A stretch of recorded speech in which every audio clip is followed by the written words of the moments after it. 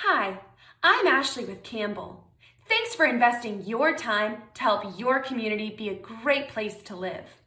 Before you watch the video, make sure to click the subscribe button so that we can help you make educated decisions as a board member. All right, good afternoon, everyone. My name is Evan Bradley, one of the partners here at Campbell Property Management. For those of you who may not be as familiar with Campbell, we service over 150 associations throughout the South Florida area and all the way up now into the Orlando and Daytona markets as well. We are South Florida's highest rated property management company. Go ahead and Google us. And we pride ourselves on our reputation and the longevity of our clients. So we are here today to talk about trip hazards and what you can do, particularly sidewalk hazards. It is the number one liability lawsuit that we are seeing in our associations. HOAs in particular are really getting, but we're even seeing it in some condominiums as well. So that's why I brought in a special guest today. We have Robert DiMattina of Trip Hazard 911. Their company has a unique approach to how to deal with this, and it's very important also to educate you guys on what some of the risks are. So, Robert, you want to introduce yourself and your firm a little bit? Absolutely. So my name is Robert DiMattina, as Evan mentioned, and I appreciate the opportunity today to educate the folks on the liabilities of trip hazards in and around their communities. So we've been around South Florida. I'm born and raised in South Florida, so I've been around here for a long time, and we're a fully licensed general contractor, but we self-perform most of our work, or about 90% of our work in South Florida and around the state, doing all kinds of risk assessments on HOAs and repairing areas that are going to expose your associations to potential risk, and not to mention lawsuits. So that's we've been in business about 20 years. Thanks, Robert.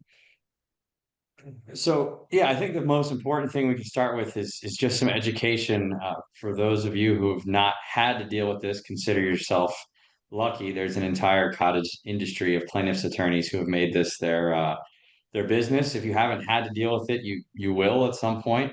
So let's kind of talk about what do boards need to be aware of, and then how can they address the problems as they find them. Perfect. So you want me to go ahead and jump in? Yeah, please. All right. So as you folks know, whether you're board members or your property managers, your folks, your properties are exposed. And I'll just go through some of these slides, and anybody can we can chat about it afterwards or during. Sidewalk trip hazards like uneven concrete, cracks, or displaced slabs can lead to a slip and fall, which can result in serious injuries and/or costly legal claims. We work with communities all over South Florida and the state. We actually just opened a division out of Jacksonville, and we service tremendous amount of properties to work through the litigation due to a trip and fall or trip hazards, any sort of litigation or pre-litigation stuff. We come in and handle that for the HOAs. Education about these hazards is absolutely crucial. So we're here to help with any questions anybody has as far as educational stuff. So Florida continues to lead the nation in personal injury legal cases, including trip and fall incidents. Between 2021 and 24, Broward County recorded 25,000 personal injury lawsuits, leading the state along the way, including Miami-Dade County. Trip and falls account for the largest of HOA claims every year. I think Evan mentioned that. So it's a huge problem that we're trying to educate HOAs and folks on, and how to mitigate the issues. Continuing on, published article, July 2025, Coral Springs lawsuit seeks $100,000 in damages over raised sidewalks in Coral Springs trip and fall incident. There's others. We continue on. Runyon tripped and fell due to the sidewalk being raised, and she was injured. According to the court documents, the injuries sustained by Miss Runyon were a direct result of negligence.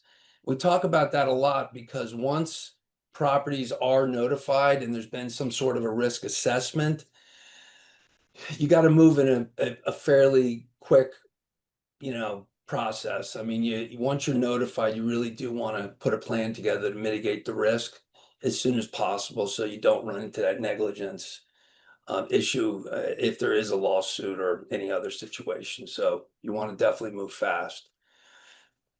As far as reducing liabilities with proper planning, it's a huge deal. I mean, we always say we want to be proactive rather than reactive. So we'll address some of these, and we'll just start with assess. Assessing your property is critical.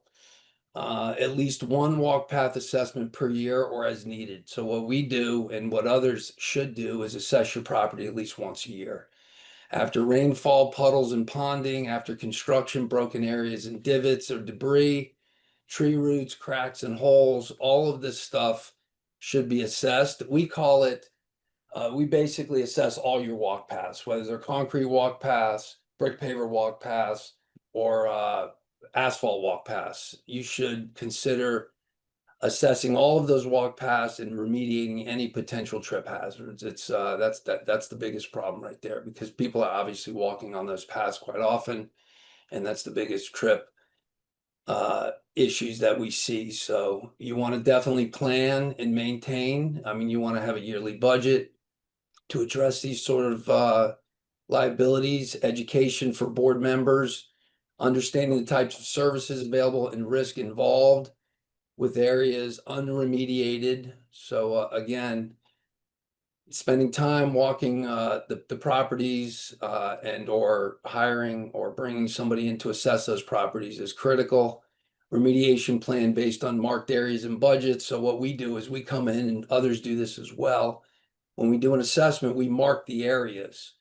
And typically we'll mark red, yellows, or greens to identify whether they're high risk or low risk. Either way, there are risks associated with potential trip hazards, but we look at it from a different red, yellow, and green, not to mention, that you should remediate all of them, but some people only have a budget to remediate, one step at a time, but certainly it's important to remediate all. And being responsive, pre-incident hazards. A hazard has been identified. What now? You're put on notice through an assessment, or somebody, potentially a resident, reaching out or sending an email or a letter or notice that there's been some sort of a trip hazard identified in front of their house or on the property. As property managers or board members, you should definitely be responsive to that as soon as possible. Post-incident photos, videos, witnesses, written reports, things like that help identify what needs to be remediated, and then review what could have been done to prevent the fall. I mean, it's always important to remediate, but then also understand what can we do differently going forward, whether it's, additional assessments, more lighting, a variety of different things that you can do inside of a community to try to prevent these types of issues in the future. Understanding ADA compliance is a really big deal. Basically, in the state or in the country, ADA, the American Disabilities Act, or the American with Disabilities Act, is a set of regulations put forth and set into law in 1990. The Americans with Disabilities Act defines a trip hazard, and this is critical, as any vertical change of more than 1/4 of an inch at any joint or crack. So no matter where you're walking on your property, whether it's concrete sidewalks, asphalt walk paths, or brick pavers, anything that shows any sort of a compromise more than 1/4 of an inch at any joint or crack can be considered out of compliance with ADA. So it's definitely something you want to consider and take serious in terms of mitigating that risk and remediating. Generally, trip hazards occur as weather, erosion, friction, and accidents occur. Even small changes in the land beneath concrete panels that compose the sidewalks can shift and change. You guys see it in every time you're walking in your communities. I certainly see it when I walk in my community. I wish I could fix every sidewalk there is, but it's impossible. They're everywhere. So you're exposed. anytime you see anything that looks more than 1/4 of an inch at any sort of joint or crack, you definitely want to make notice and report that of some sort, or at least consider remediating that immediately. Different types of liability concerns. You see some of these pictures over here. Some of them are serious. We see this kind of stuff on properties today. We scratch our heads and we say to ourselves, why hasn't this been fixed? We don't know, but it's definitely something you want to move forward with quite rapidly. We understand it's not, it's not the appeal that people want to spend money, obviously, on pickleball courts and other things, but the reality is this is the kind of stuff where you should be spending money because the lawsuits are extreme. 250, 500, $1 million. Somebody got awarded 7 million in California, which is crazy, but it was a serious injury and or death. Concrete grinding, repair, replace. Companies that remediate do all kinds of different things to remediate the liabilities. Grinding, repairing, and replacing. We talked about root pruning is a big deal. When you remove the concrete, when you're going to do a remove and replace, you're going to physically demo the concrete slab. When we do that, what you want to do is you want to prune the roots underneath. So when you pour the new concrete, you have a nice level setting. It's stronger than if you don't root prune, plus it keeps some of the roots from coming back. We also have a root barrier option. It's really important in some situations where you have trees that you can't remove. You consider root barrier options. We happen to have an arborist on staff that handles that kind of stuff, so we can always address that if the roots are that critical where we want to consider removing trees. Asphalt walk paths, overall project management, detection. Pads are the yellow ADA pads that you see at the bottom of the screen there to the left. So a lot of times you walk over them all day long and you see that they're peeled up in the corners in different places. That becomes a trip hazard for sure. Swales, and a lot of companies offer emergency repair. If you see something that's that extreme, you should definitely consider getting it repaired as an emergency repair situation. So definitely something to consider there. Moving on to understanding severity. We talked a little bit about red, yellows, and greens. These are actual sidewalks that we've worked on in the past. You can see the severe, what we consider severe, needs immediate remediation to avoid inevitable trip and fall. Yellows, it's approaching severity, remediate as soon as budget allows, or as soon as humanly possible.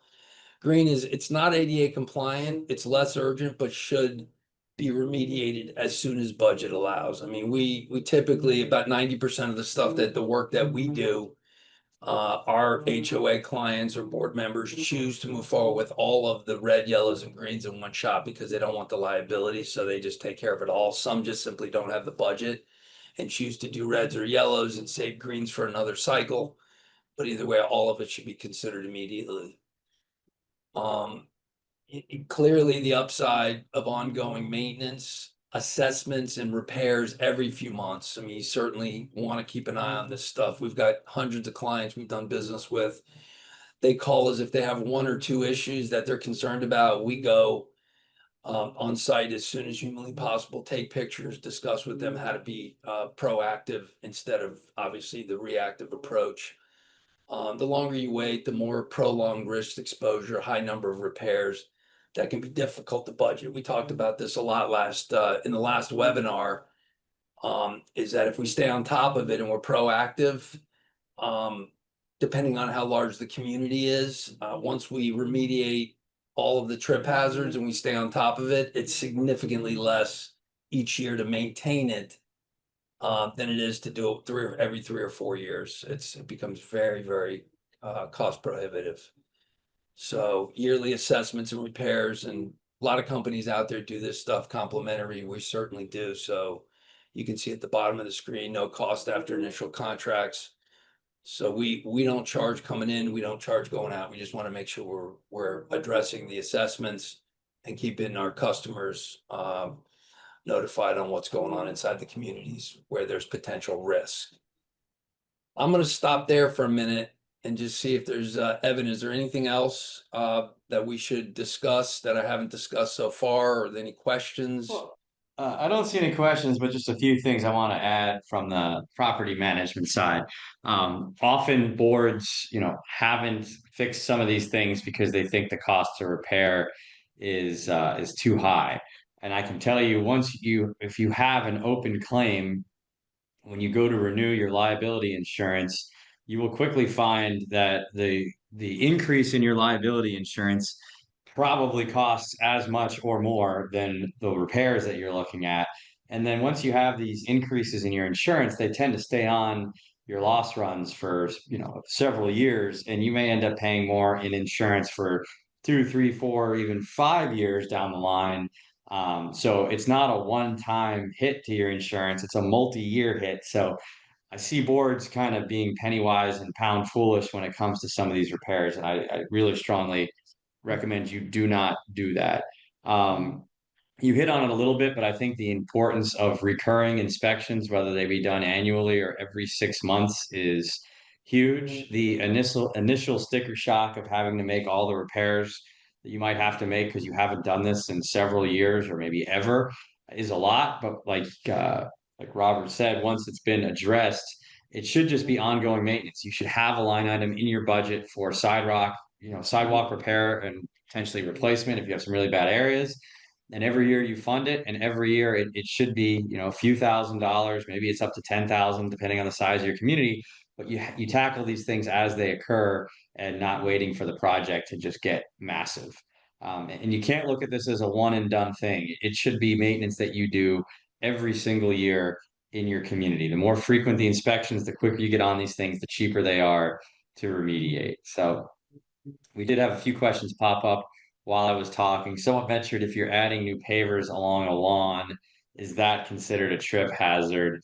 We're not attorneys. Let's be very clear about that. This is not legal advice. I don't know that Robert or I are 100% qualified to tell you what is or isn't a liability, but do you have any information on pavers and maybe how the ADA looks at those in your industry?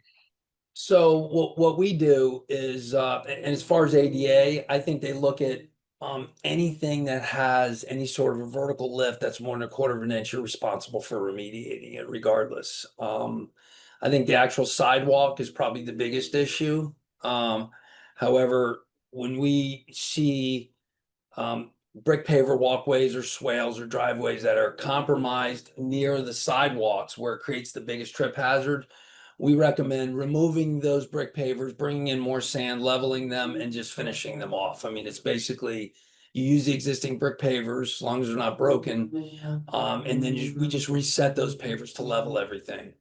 And usually that'll last a couple of years before obviously water erosion and other things, set in. But definitely that creates a trip hazard liability as well. Right. Someone mentioned cars blocking the sidewalk, and that's a liability question that you should really ask your attorney about that. Does painting or marking the areas mitigate the liability?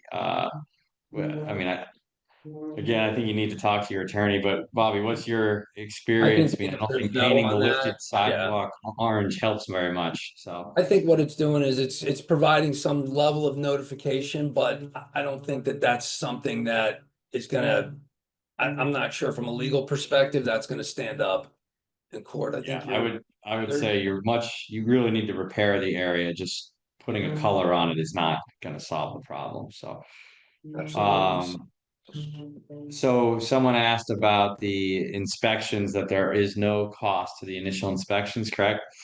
That is correct, and our guys are very responsive. I mean, we certainly, we know how severe it is, and we typically are responsive within, somebody calls up and says, hey, we want to get an assessment. We do some basic preliminary gathering information. We want to know how large the property is, but we'll usually have somebody walk in the property within 2 weeks. So we're fairly responsive. Great. All right, that was it for the questions that got posed for now. Did you have some more stuff to get into? Yeah, let me continue on. Your property, and your insurance premiums. I mean, Evan mentioned it. We don't have to beat it like a dead horse. I think you guys understand how important it is to me to mitigate these issues. If you have one lawsuit, your insurance premiums are going to go up. Your deductibles are huge. It's a big issue, so you want to definitely stay on top of it. Repairing trip and fall hazards can lower your insurance premiums. I mean, we say it can. We believe it does. We believe that, and we've spoken to many insurance companies that they want to know that you're staying ahead of this. If you're mitigating the risk, I think, they call it whatever your mod rates are, different things. I mean, we're certainly not insurance people or attorneys, but I think it adds a level of security from an insurance carrier's point of view that you're maintaining your properties effectively. Obviously, repair hazards to reduce risk can be viewed as safer. Provide risk assessments, documentation to your insurance company. What we do is when we finish a project, we do a complete walkthrough with the customer. Once the customer's happy, we do what's called the closeout package. And we believe that closeout package is a package that you can share with your insurance company or adjusters, whoever, your insurance agents are, to show them that you guys that HOAs are staying proactive in addressing potential liabilities and mitigating that risk ahead of time rather than being reactive. So I think that's a big deal there. I don't know if our closeout package has been a success, and HOAs and property managers like it a lot for that very reason. So continuing on, do a proper comparison among your bids. I mean, we see bids that, and interestingly enough, we're on a Campbell property now where they had already made a decision to move forward with another concrete remediation company a year ago.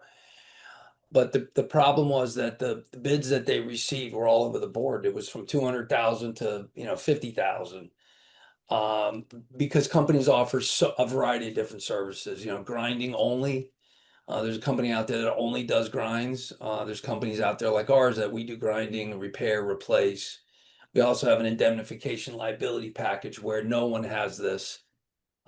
After we've done the assessment and we've mitigated the issues, we have a 2-year indemnification clause that if anybody is faced with any sort of liability or legal action, we indemnify the property and our insurance company steps in and takes care of it. It's a big deal. A lot of people will want to ask questions about that, but it's somewhat of an insurance policy for our clients that nobody else, no other company in South Florida that we know of offers this. So it's a pretty big deal. Risk assessment documents, again, following up with the questionnaires that we have ahead of time, making sure we understand the scope, making sure that when we show up on a property to do the work, we have full site plans that are color coded for our clients, for our HOAs and board members, so they understand exactly where we're going to start the work and how we're going to progress and where we're going to finish. So we feel that our documentation is superior to anybody in the space. Down here it talks about what's an indemnification. To indemnify a property is to cover any financial liability or lawsuits on our repairs after they are completed should damages result from a slip and fall that occurs. So we can have a deeper conversation about this offline, but no one in the industry offers that liability insurance or that indemnification. Continuing on to sidewalk remediation specialists, which is what we feel that we are. We do this every single day. I don't think there's been a week in 12 months that has gone by where we haven't been on a property. So we're very busy continuing to grow the business. Counties that we serve: Broward, Palm Beach, St. Lucie, and Martin. Evan mentioned about expanding into Orlando and some other markets. We certainly are considering it. I have a son that goes to school at UNF in Jacksonville, so I opened a division up there because he's begging me to go to work. He's a student and he's broke and he wants to make money. So I said, all right, I'll give it a shot. And interestingly, we casted a net and the phone started ringing off the hook. So obviously sidewalk assessments and potential liabilities is a huge concern in every region in the country, but in the state of Florida, it's enormous. So obviously who we serve, homeowners association, condos, and we started working with some engineering firms. We actually go out and do full-blown assessments on roofing and all kinds of structural stuff and walk paths and different things. So they're bringing us in to actually give us a recommendation to HOAs and potentially do that work. So it's pretty expansive. Winston Trails is certainly one of your properties. It's the biggest project that we've done to date. Lauren was incredible to work with. We flowed through that project pretty well.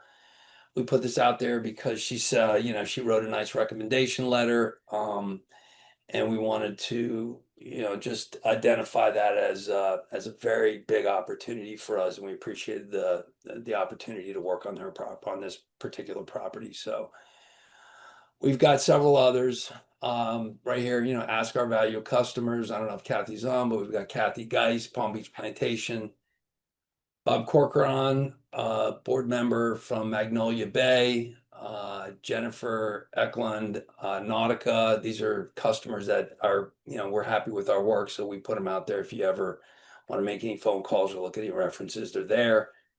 Michael Job, Floral Lakes Community Association. We're on that project right now, doing some work actually for an engineering firm. So there's a lot going on here. And last but certainly not least, I really appreciate the opportunity to present today, and I thank you very much for your time. Thanks, Bobby. Did have a couple more questions come in here. What is the approximate cost of a sidewalk repair? Is it by square foot, by slab, or some other measure? Typically, the biggest expense you're going to have, unless your property is a total disaster and needs a lot of concrete remove and replace. So the biggest expense you're going to have is grinding, and typically each grind, whether it's a red, yellow, or green, has a cost associated with it. So our greens are 75, our yellows are 85, and our reds are 95 a grind. We offer a discount for quick approval, which is fairly substantial, and other things that we work with our clients on. But that's typically a grind is on average $75 to $85. Thanks, And Bobby. remove and replace is based on square footage, and it depends on how much we're doing. Small amounts up to 500 square feet is in the $30 per square foot range. Larger amounts are reduced down to 25 a square foot. Michelle asks, is Collier County in your future? That's going to be Naples, Fort Myers. Certainly it is. However, at this point, we're really sticking to the East Coast more than anything, but we definitely plan on expanding around the state at some point in the next probably 12 months. We got to find the right partners in those areas. Right. So Michael asks, what's the state of Florida doing to reduce all the fraud related to slip and fall? You gotta talk to your legislators. Michael, there's nothing that Bobby or I can do. Tort reform is the short answer. But I have a hunch that there's a pretty aggressive, plaintiff's attorney lobby that has other ideas. So it's way outside of my control or Bobby's control. Um, Let's see. Chantel just put a nice message in the Q&A that she had a great experience with her community with your firm, and you guys addressed some major safety concerns for her. So thank you, Chantel. Very much. And then are there any city or county programs that are assisting HOAs with sidewalk repairs? I think you mean grant money. I'm certainly not aware of any grant money in that area. Bobby, are you aware of anything? I'm not aware of any grant money, but I will tell you, we came across an interesting scenario on one of your properties. And what's happened is what we call it over communities in the 80s and probably 90s when they were developing a lot of these communities out west. They were the municipalities required these landscape architectural packages, which is what you see today. It's the problem from the 80s and 90s when they built properties with big oak trees. They call it overtreed. So right now, a lot of your communities are overtreed. The cities are working with, the municipalities are working with the HOAs to help expedite the process of removing trees. We do have an arborist that will come out, take a look, estimate what that looks like, and also help facilitate that process. So they are working with communities to move that process along. They're not giving you money, they're just helping you get. Previous to this, they said absolutely not. If you removed a tree, you had to replace it, and you still do with other trees. It's extremely costly. However, I think at some point the communities are going to be held accountable because they're the ones that put these big packages together and required these trees to be planted. But I think that's way down the road. They're not going to take responsibility yet, but who knows? That may come down the road, but not yet.